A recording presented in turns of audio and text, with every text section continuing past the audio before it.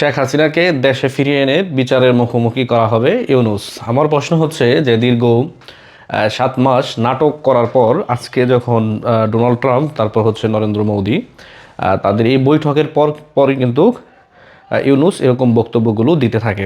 এগুলো আসলে নেতাকর্মীদের আপনার মনোবল দুর্বল করার জন্যই মূলত এরকম বক্তব্যগুলো ইউনূস দিয়ে যাচ্ছে। এরকম আরও কয়েকটি দল, যেমন আপনার গণ অধিকার পরিষদ, আরও কয়েকটি দল তারা চাচ্ছে যে আওয়ামী লীগ নিষিদ্ধ হয়ে যাক। এখন আওয়ামী লীগ কি চাইলে কি তারা নিষিদ্ধ করতে পারবে? করতে পারবে না। আর শেখ হাসিনার বিচারের যে বিষয়টা, বিচারটা আসলে কার হয় এটা জনগণ ফয়সালা নেবে। এবং কি জাতিসংঘের যে মানবাধিকার সংস্থা বা তারা যেই এ পর্যন্ত যে রিপোর্টগুলো ইতিমধ্যে দিয়েছে, সেই রিপোর্টের পরিপ্রেক্ষিতে কিন্তু বোঝা যায় যে এই বিচারের কাঠগড়ায় কিন্তু ইউনূসকে দাঁড়াতে হবে এবং কি ইউনূসকেই কিন্তু মাসুল দিতে হবে।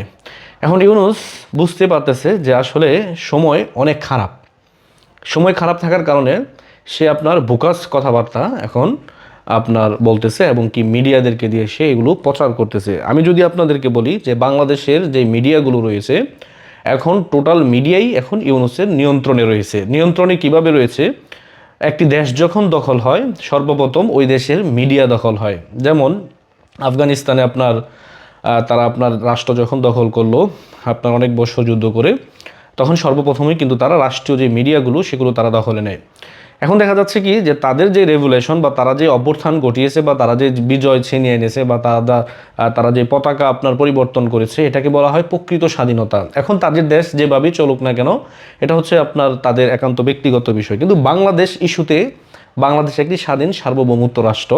এখানে আপনার নতুন করে কিন্তু আপনার স্বাধীনতা বা নতুন করে কিন্তু এগুলোর প্রয়োজন নেই। আমাদের দেশ 71 সালে স্বাধীন হয়ে গেছে।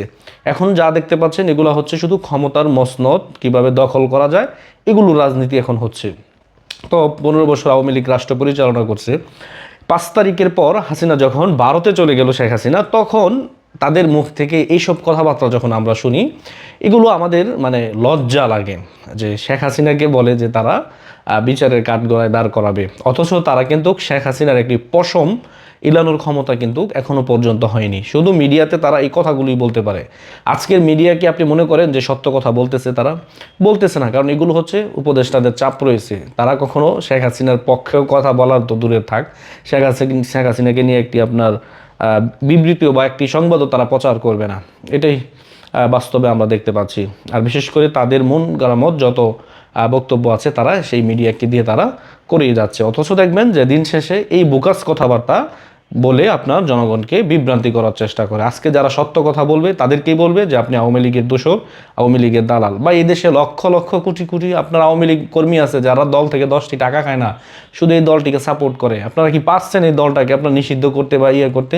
আপনারা তো শুধু খালি বুকাস আওয়াজই দিতে পারতেছেন, দলটাকে নিষিদ্ধ করে দেখেন না। আপনারা করতে পারবেন সামরিক সময়ের জন্য কয়েকদিন, পরে কি করবেন? পরে কি করবেন? আপনারা তো আর থাকতে আসেন নাই, আপনাদেরকে চলে যেতে হবে। তার মানে আপনারা যে স্বপ্ন নিয়ে আসছেন এই স্বপ্ন আপনাদের চুরমার হয়ে যাবে, আমি বলে দিলাম। মানে আওয়ামী লীগকে নিয়ে যদি আপনারা মানে কিন্তু দুঃসাহস দেখানোর চেষ্টা করেন, আওয়ামী লীগ এটা দেখবেন আপনার প্রতিরোধ করবে। এই দেশে আপনার লক্ষ লক্ষ এমনকি কয়েক কোটি আওয়ামী লীগের কর্মী রয়েছে যারা দল থেকে 10টি টাকাও খায় নাই, তারা কিন্তু রাজপথে গিয়ে নামবে। এখন মানে ভালো আছেন, ভালো জায়গার মধ্যে থাকেন, মানে একটা দল নিয়ে, কারণ বাংলাদেশের সর্বপ্রথম রাজনৈতিক দল হচ্ছে আওয়ামী লীগ। এই দলকে নিয়ে যদি আপনার মানে এই দুঃস্বপ্ন দেখেন, এগুলো হচ্ছে আপনাদের ব্যর্থতা আমি মনে করি। আর শেখ হাসিনার বিচার করবেন, বিচার করেন পারলে, এখন পর্যন্ত করতে পারেন নাই আপনারা। কিভাবে করবেন বিচার? আপনাদের বিচারই তো করবে কয়েকদিন পর। আপনারা কিসের শেখ হাসিনার বিচার করবেন? শেখ হাসিনার বিচার তো আপনার বিশ্ব দেখতেছি বিচার করবে কি না, কিন্তু আপনাদের বিচার করবে এটা আপনারা বাস্তব মেনে রাখেন যে আপনাদের বিচার হবে দেশের মাটিতে, এবং কি আপনাকে সেই দেশের কোর্টে আপনার দাঁড়াতে হবে বিচারের কাঠগড়ায়। আমি ইউনূস সাহেবকে বলতে চাই যে আপনাকে এসে কিন্তু দাঁড়াতে হবে বিচারের কাঠগড়ায়, এটাই সত্য।